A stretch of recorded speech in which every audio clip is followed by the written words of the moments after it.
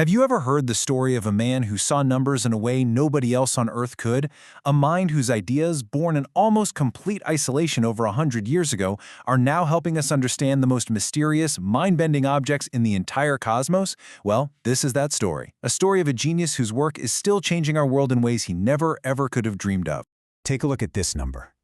Almost 4,000. 4,000 theorems, formulas, and mathematical identities. Now get this. This wasn't the work of a huge team of researchers at some top-tier university with unlimited funding. No, this was the work of one man. One single person with almost zero formal training, working from little more than a single dusty old textbook. This is the incredible legacy of Srinivasa Ramanujan.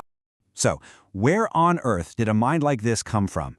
Well, our story doesn't start in the hallowed halls of Cambridge or some other academic institution. No, it starts in southern India, with a young man who was completely, utterly, and singularly obsessed with numbers. This is Ramanujan, and he wasn't the product of some prestigious system. He was just raw, natural talent. As a kid, he could recite the digits of pi to insane lengths. He actually failed his college exams. Why? Because he found subjects like English and history to be a total distraction from his real passion. He was so brilliant that he independently rediscovered major mathematical theorems before he even knew they'd already been discovered. And this book, this was the spark that lit the fire. It was just a dense collection of theorems, but with a catch. There were no proofs. For most people, it was just a reference manual. But for Ramanujan, it was a challenge. It was a book of riddles. He had to invent the proofs all by himself, and by doing that, he basically taught himself advanced mathematics in a way no one had ever done before. He was forging his own path, creating his own map of the mathematical world. Ramanujan knew he was onto something huge, but as a poor clerk in Madras, he was a complete unknown. He was totally invisible to the mathematical world. So, he decided to take a huge leap of faith, a gamble that would end up changing the course of modern mathematics forever. He bundled up his work and sent it to 3 of the top mathematicians at Cambridge University. 2 of them just dismissed it, probably thought it was the work of a crackpot, but the third, the legendary G.H. Hardy, was absolutely floored. The 9 pages he received were just crammed with theorems unlike anything he had ever seen in his life. They were so strange, so beautiful, they seemed, well, impossible. So that was the question facing Hardy.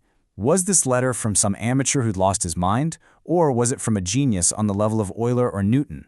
After poring over the formulas with his colleague J.E. Littlewood, Hardy came to a stunning conclusion. They had to be true. Why? Because, as he famously said, no one would have had the imagination to simply invent them. Hardy knew what he had to do. He immediately arranged for Ramanujan to leave India and come to England.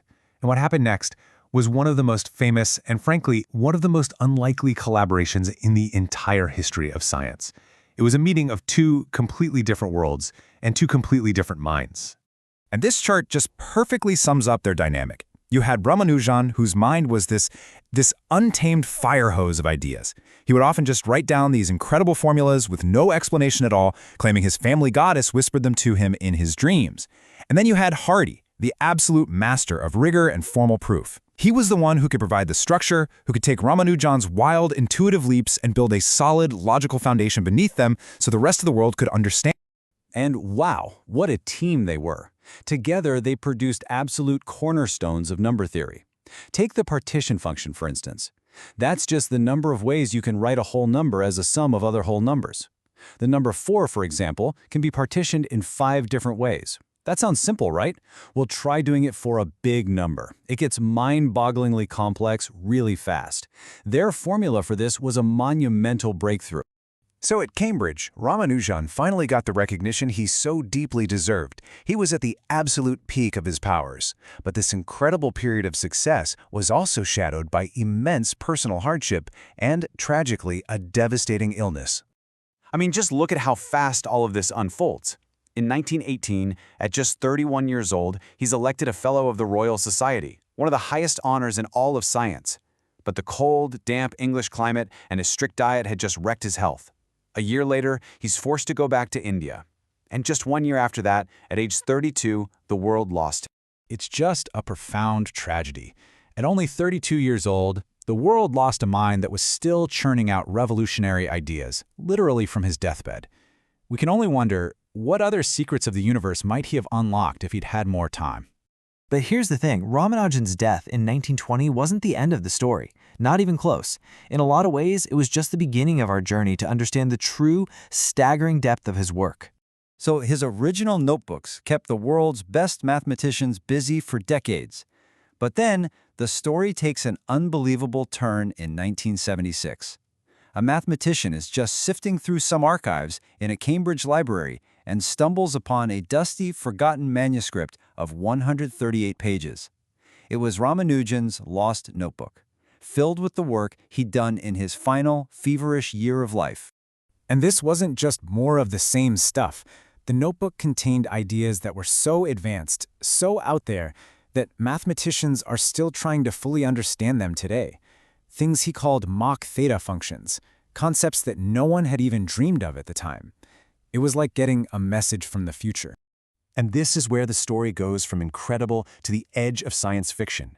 His work on partitions and those mysterious Mach theta functions, pure math from the early 1900s, it turns out they perfectly describe the entropy, or the level of chaos, inside a black hole. Think about that. A clerk from Madras a century ago had unwittingly written down the secret language of modern cosmology. Which really leaves us with this final thought. 100 years later, we are still unpacking the gifts he left behind. His life is proof that genius can spark in the most unlikely of places, and his work is a stunning reminder that the universe may just be written in a language that we are only just beginning to understand, the beautiful, mysterious language of numbers.